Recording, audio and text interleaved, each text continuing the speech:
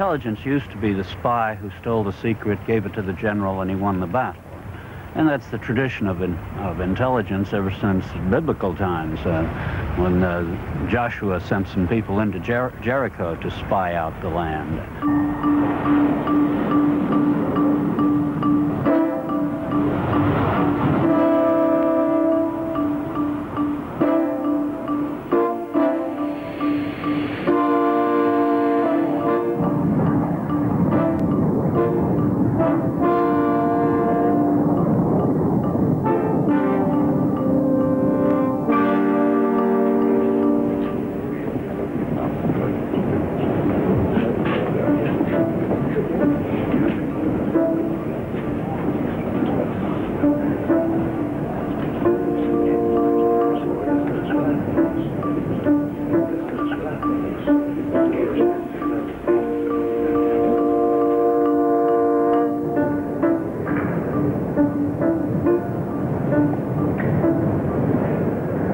Since we've developed this technology, fantastic technology of computers, the satellites and things like this, we can handle masses of information.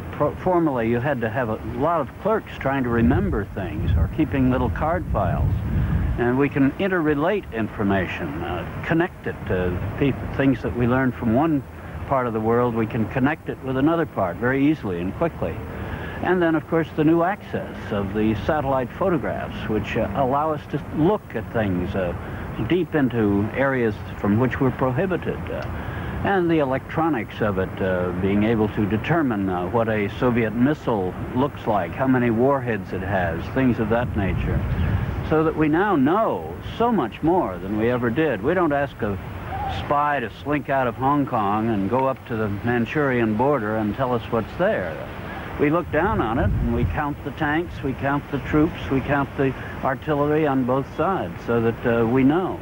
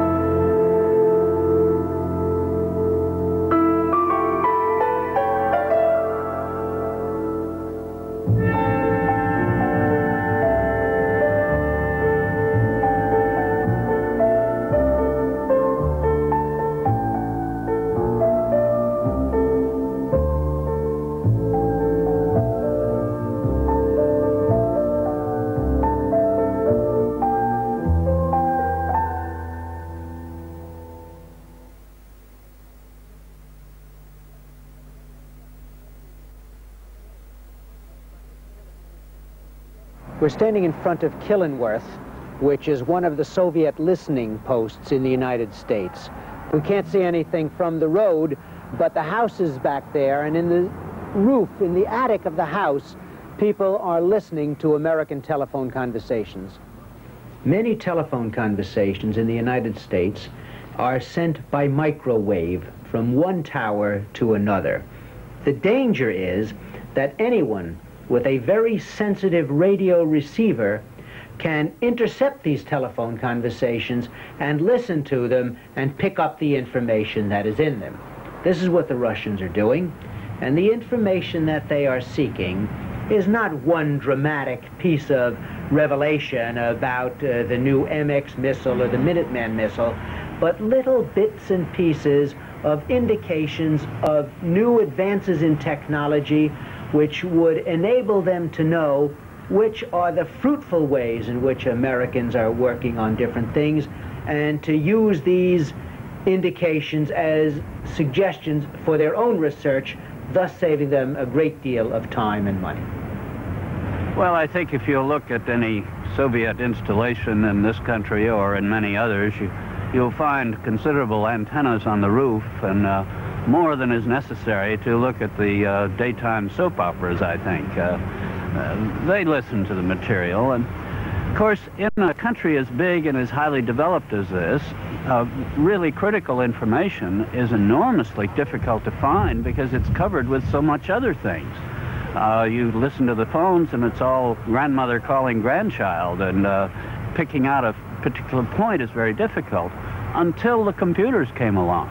And the computers can then go through miles of conversation and pick out a few key words and then record those and put them and file them in the proper connection, relate them to other things, and they can become very important indeed. In that sense, we have protected our official transmissions and our confidential and secret transmissions with some special kinds of telephones and that sort of thing so that they are not exposed to being received. But it is a real problem for the ordinary citizen, because if the Soviet Union, for instance, gets my telephone number, which is in the phone book, and records that they want my telephones, they'll find out who I'm calling, who's calling me. They'll find out what my conversations are, what bank I use perhaps, what various people I'm dealing with, and they can put together a lot of facts about the ordinary citizen in that sense. Now, our own government is prohibited from much of that. But if the Soviets are here operating illegally, why then they can do that and perhaps develop a potential blackmail or a target personality that they're interested in.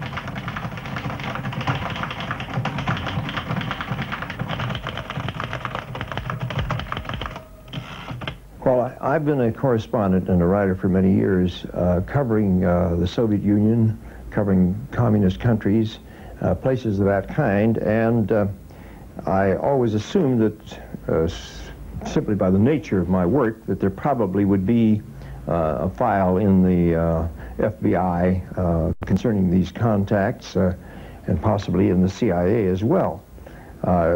This never came very strongly to my mind until the Freedom of Information Act was passed, which enabled you to write in and get your file or documents if there was indeed one which existed. So a couple of years after the act was passed, I initiated proceedings, which is simply sending a letter to the appropriate bureaucrat in Washington in the case of the FBI and the CIA, and possibly at that time also the State Department, asking for a return or a copy of such documents as they might have, as far as I was concerned.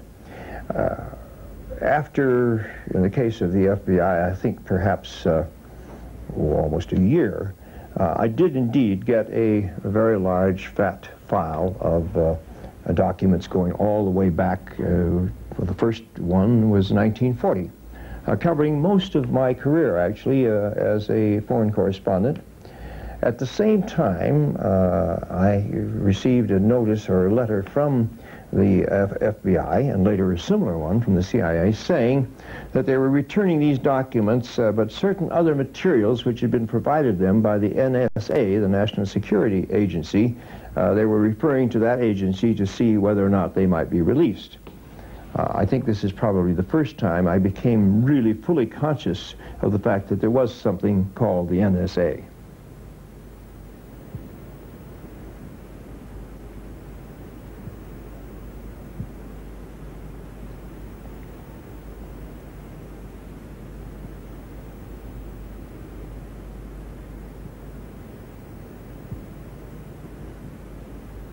Well, I confess that when I first received these communications from the FBI and the CIA about the National Security Agency, I was as ignorant, or just about as ignorant as most Americans were, about this agency.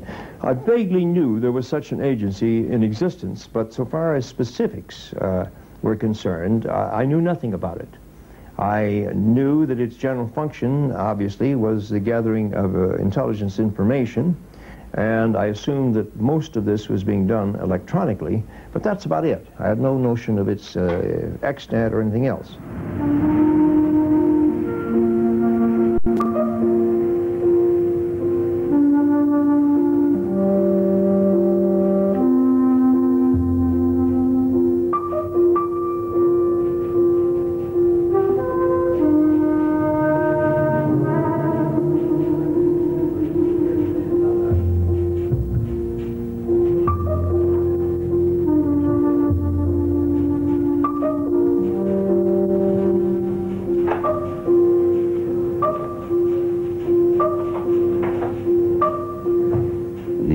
Of Defense established a special committee in the early 1950s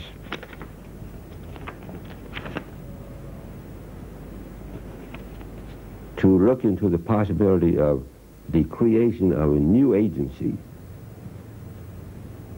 And I have here a copy of the report of that committee. This document, requested by an average citizen who wanted to see it, the NSA first objected and then agreed that it could be declassified, provided certain deletions were made. And as you can see, the blank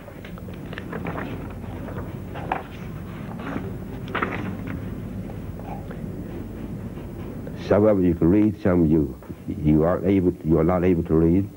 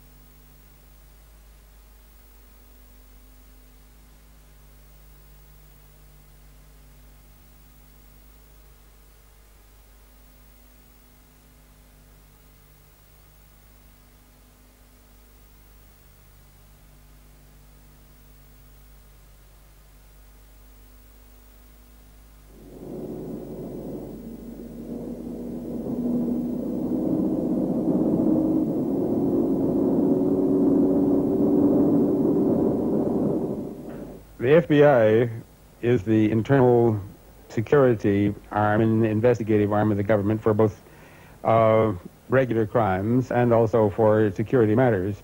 It has total jurisdiction in regard to counter-espionage within the United States. The CIA is charged with the oversight and involvement in counter-espionage activities outside the United States that concern Americans or concern U.S. security. There is also a jurisdiction of sorts of the Department of Defense in regard to defense installations outside the United States.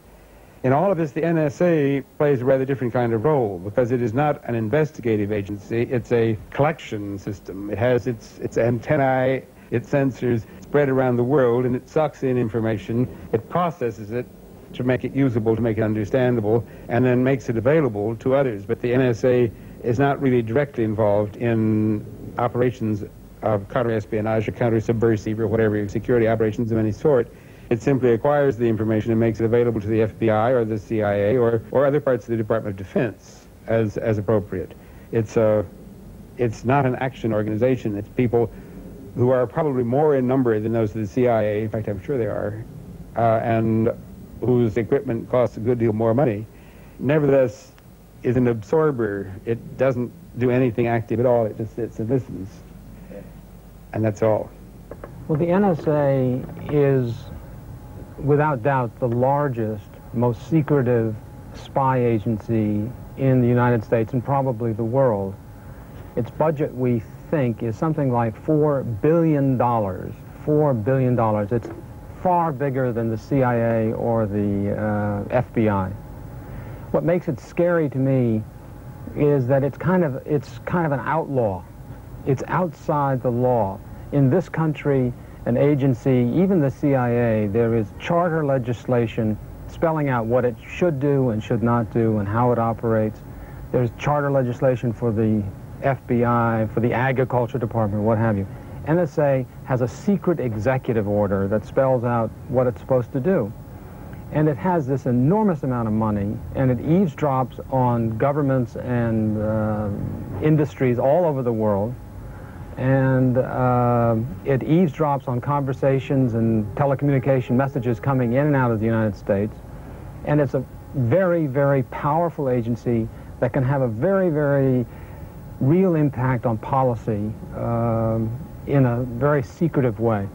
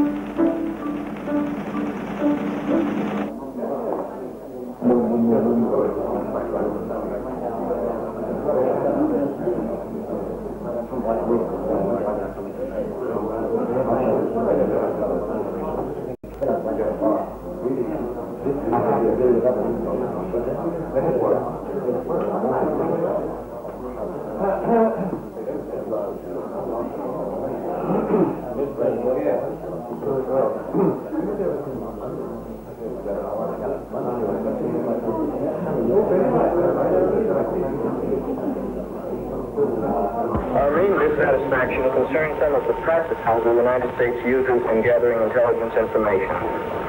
We were worried about the U.S. policy of deliberately violating the airspace of other nations and the U.S. government's practice of lying about such violations in a manner intended to mislead public opinion. When I discovered that we had an agency which probably was spending $12 billion or maybe $20 billion a year, not only to collect electronic information from abroad, but so far as I could determine, to conduct the same kind of interference in communications of its own citizens, I must say my anger was intense because I had always prided myself on an America which did not follow the kind of principles that one found in these dictatorial, totalitarian, and communist countries. And to find that this was being done by an agency which the American people practically did not know existed made it even more despicable, in my opinion. I still have that opinion. I think this negates the very foundation of American principles. I'm not saying that we don't need intelligence. Of course we need intelligence. Every modern state must have intelligence. But there are differences between intelligence and an overall operation which, as far as I can see, collects as much information about Americans themselves as it does about foreigners. In fact, insofar as I have been able to obtain the outlines of the kind of work which the NSA does, it seems to me like an enormous worldwide vacuum cleaner sucking into its maws all of the electronic signals that dollars a year, not only to collect electronic information from abroad, but so far as I could determine, to conduct the same kind of interference in communications of its own citizens. I must say my anger was intense because I had always prided myself on an America which did not follow the kind of principles that one found in these dictatorial, totalitarian, and communist countries. And to find that this was being done by an agency which the American people practically did not know existed made it even more despicable, in my opinion. I still have that opinion. I think this negates the very foundation of American principles. I'm not saying that we don't need intelligence. Of course we need intelligence. Every modern state must have intelligence. But there are differences between intelligence and an overall operation which, as far as I can see, collects as much information about Americans themselves as it does about foreigners. In fact, insofar as I have been able to obtain the outlines of the kind of work which the NSA does, it seems to me like an enormous worldwide vacuum cleaner sucking into its maws all of the electronic signals that occur anywhere in the world, whether in the United States or abroad, funneling them through an enormous technological apparatus which is able to reduce them to printouts and churning up this material in quantities that are beyond imagination, and creating a tool which, if the government wishes to use it, can well be used equally well against its own citizens as it is used to define and outline possible dangers from possible enemies abroad.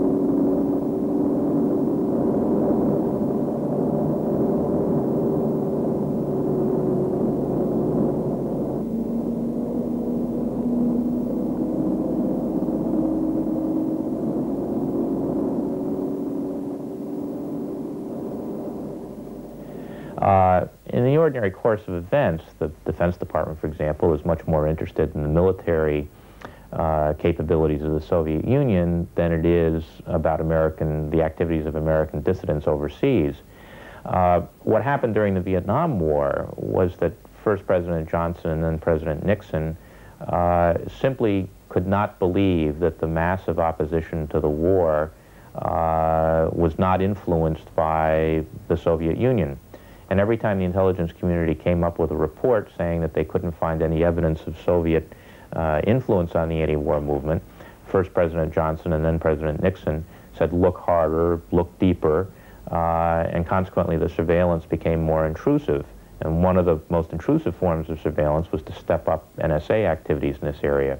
So NSA was responding to requirements that were being placed on it by the CIA, which in turn was responding to requirements that had been placed on it by the President.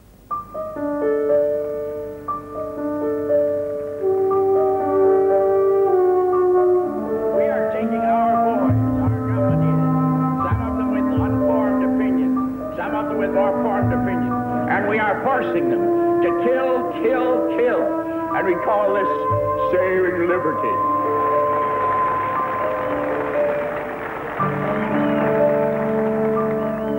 Well, in 1974, the impeachment process had run its course. President Nixon had resigned in August, and a sub-theme through many of the Watergate investigations was improper use of the intelligence agencies by the White House. And that issue had been brought to the surface by the Watergate process.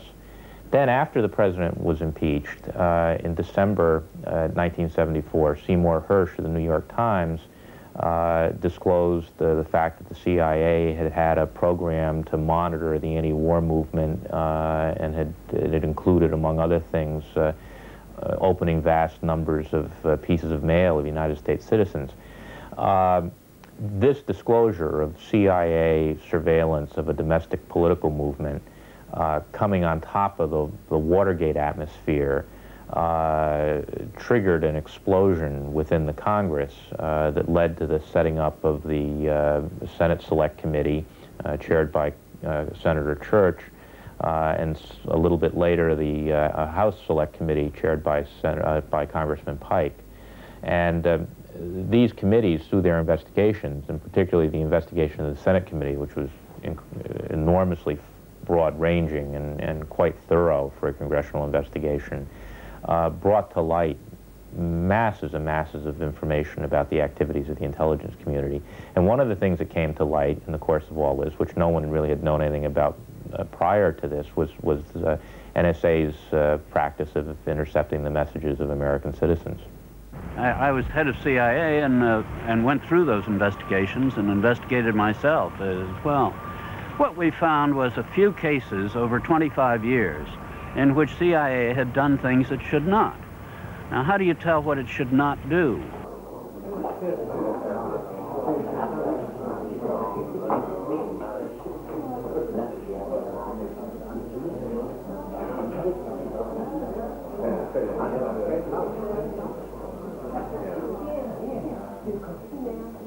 The agency does monitor foreign communications.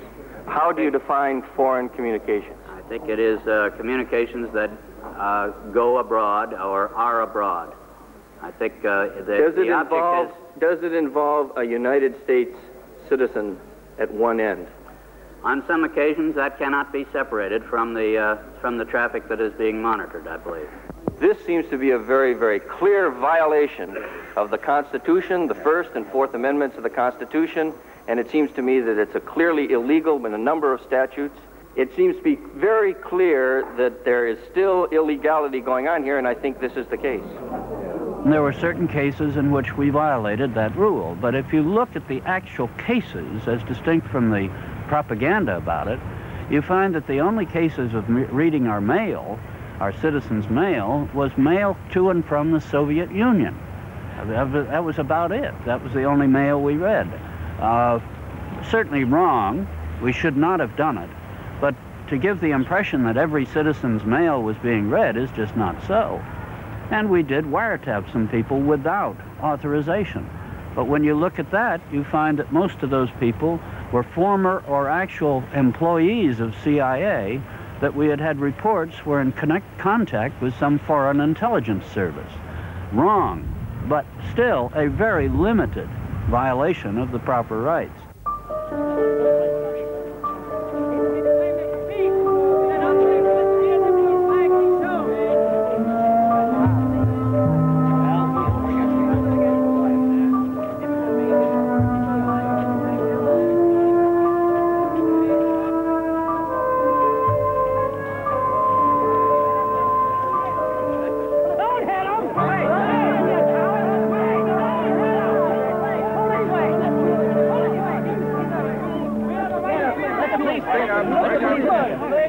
It was an extraordinary inversion of the way the intelligence process usually works.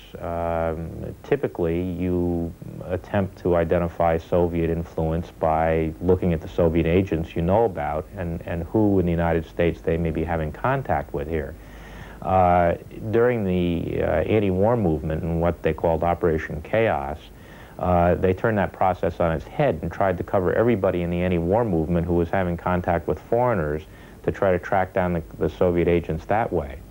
The consequence is that a vast number of Americans, a vastly greater number of Americans come under surveillance if you go at it that backwards way than if you go at it from the forwards way.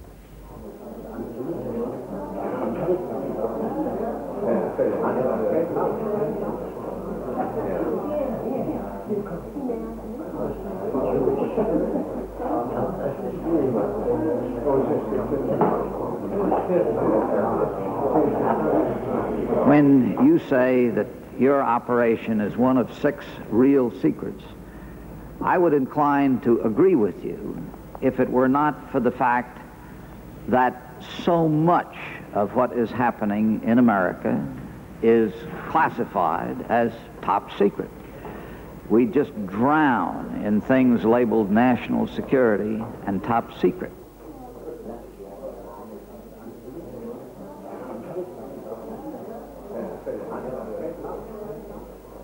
To give you a yes or no answer, or to attempt to describe that in open session would be a disservice to the facts which you wish to... General Allen, recently there was in fact 2 months ago, June of this year, there was a decision by the Court of Appeals for the United States Court for the District of Columbia, which said that even for national security purposes, wiretaps would not be permitted without a court order. Do you deem your operation to be somehow exempt from that decision? Yeah. Mr. Banner, my general counsel, I'd like to... Are you referring to the, what's the decision, sir? Zweiban against Mitchell. That case holds, in essence, that before the United States can conduct an interception... I know what the case holds. I have it here, but... Well, the answer to your question, sir, is that we believe that holding does not have any effect upon the conduct of our operations solely for foreign intelligence purposes. Well, but does it have any bearing on American citizens making phone calls from America?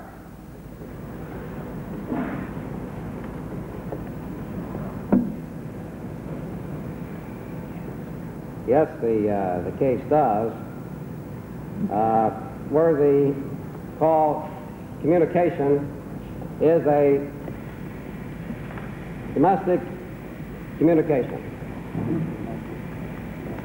Where it's a domestic communication. Yes. Would it affect an American citizen making a phone call overseas? No, sir. It would not in our judgment. In other words, you think that although wiretaps are prohibited by that law, intercepting telephone calls by American citizens heading overseas is not prohibited by that decision. That's correct, sir. Didn't the President of the United States say to the Justice Department that they would abide by that decision? Yes, sir. And are you telling us that the President of the United States advised somehow the NSA that they need not abide by that decision?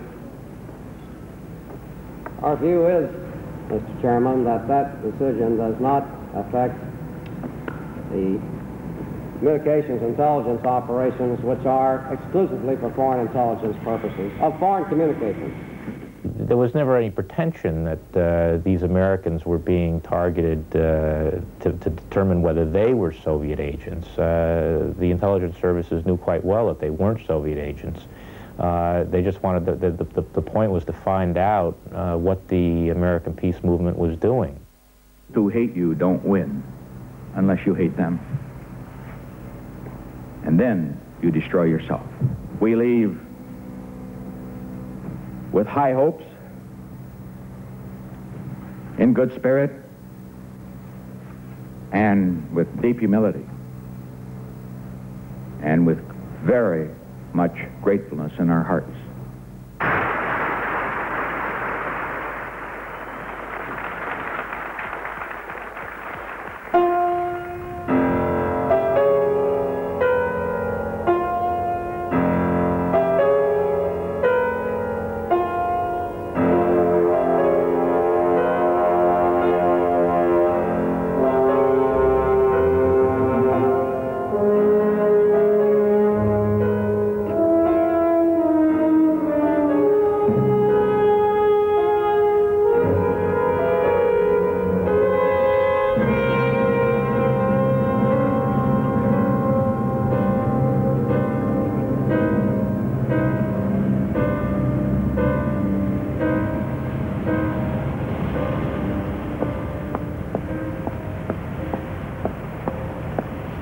They have sufficient computers that they are able to record every electronic message, every telex that enters and leaves the United States. And the computers allow them to sort through that without reading it and to pick out the information from people that they're interested in, or pick out key words that are used. If some businessman sends a telex about plutonium, the machine will pick up that word about plutonium. Now that's what they do now. They're able to pick up all that electronic digital information and collate it and sort it and sift it out and pull out the stuff that they want. They are working, as are a lot of people, on machines that can recognize speech. I don't think they have it yet, really. Apparently they have machines that can recognize key words occasionally, and you can get machines that will, of course, pick up telephone messages coming from a specific phone in New York to a specific phone in Paris, and they will pick that up. But what they're working for is a machine that will be able to understand speech. Now, that is important, because that will mean that we will have full-time, automated telephone surveillance. There will be no privacy will be possible on the phone anymore. I know Europeans don't think there's much privacy on the phone today, but because having someone listen to tape or listen to a conversation, you have to have an individual do it. It costs a great deal of money. The places where you have a great deal of surveillance is places like Russia and China and India, where you have you've got to keep people employed, and it gives them something to do. They sit and listen to all the conversation. I don't think in most Western countries you can do that now. I don't think you have the money. It's just billions and billions of dollars. Listen to all these conversations. When you get a computer that can do it, that can pick out the sensitive conversations, then we really are in trouble. And that's what the NSA is, that's one of the projects that the NSA is working on very hard, and is very creepy.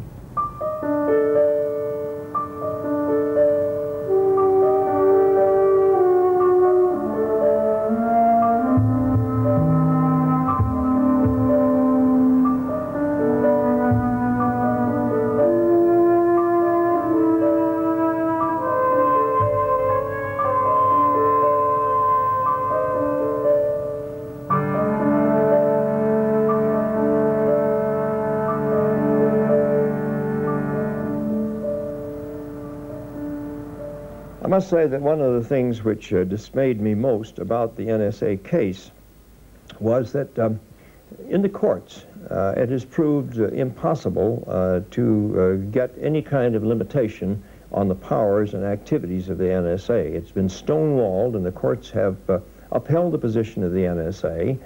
So far as I know, they have never been compelled by the courts or by any legislative arm of the government to limit in any manner their activities. So far as I know, they continue today just as they were going on 10 years ago or 5 years ago. They may even be greater. The effect of this lawsuit is that it establishes pretty clearly, there's some other lawsuits as well and other courts pointing in the same direction, but it's established very clearly that the interception activities of the National Security Agency are beyond the scrutiny of the courts. And that's a very alarming principle for us. Any government action which violates the constitutional rights of a United States citizen is something that the courts here are supposed to be able to adjudicate and rule on. Here, the policies of secrecy had made that impossible. It's an extraordinary situation in which even the very legality, the order establishing this agency is still protected by secrecy. It's true, we've had a good deal of publicity about the agency, we've even had a book about the agency, things of that kind have come on, but it has not disturbed this juggernaut of contemporary intelligence moving forward. And if I know anything about the laws of bureaucracy, each year it grows bigger and bigger and finds new fields in which to operate. It is, in a sense, a commentary on the inability of the power of a democratic government or the democratic process to really bring under control a huge bureaucratically created agency of that government. There's never been any vote in Congress approving this agency. The funds for it are routinely approved for the most part in some mysterious fashion which limits the amount of disclosure of what the nature of those funds are. So far as congressional control of the agency is concerned, it is minimal. It's an invisible government, and no one can say where it eventually will wind up. I'm very much worried about the individual. I think we are very gradually losing our freedom through institutions like the NSA and the credit companies and the telephone companies and all of that, and we are more and more under surveillance, and I think the great power of this country and of the Western world of free inquiry, creative projects and writing and theater and music, I think those are all very much threatened by the growth of these large, powerful organizations.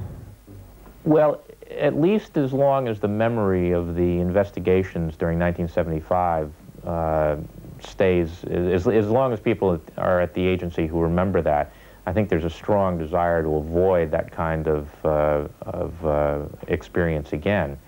The real test for all the laws and all the regulations that have been put in place to regulate the NSA and the other intelligence communities is going to come a few years down the road when all of those people have retired and the horrors of 1975 are a very distant memory.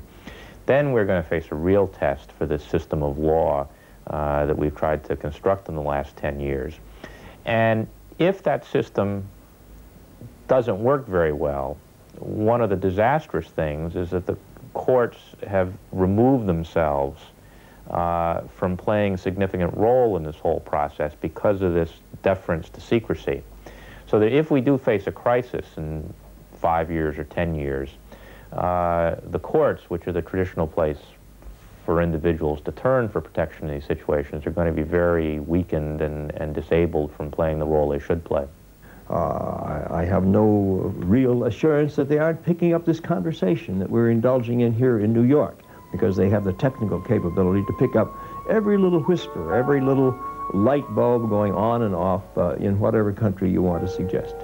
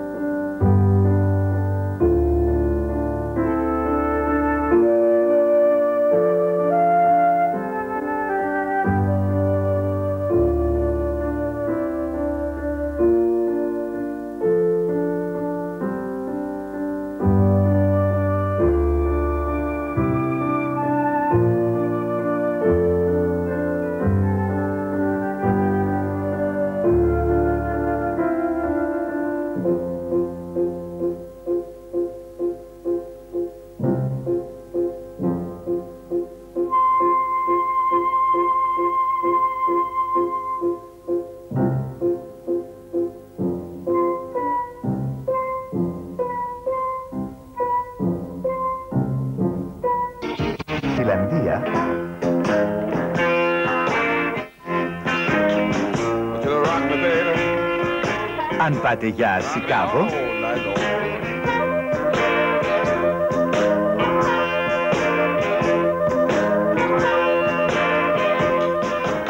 Σικάγο, ακολουθήστε τη Δέλτα. Σικάγο από τη Δέλτα.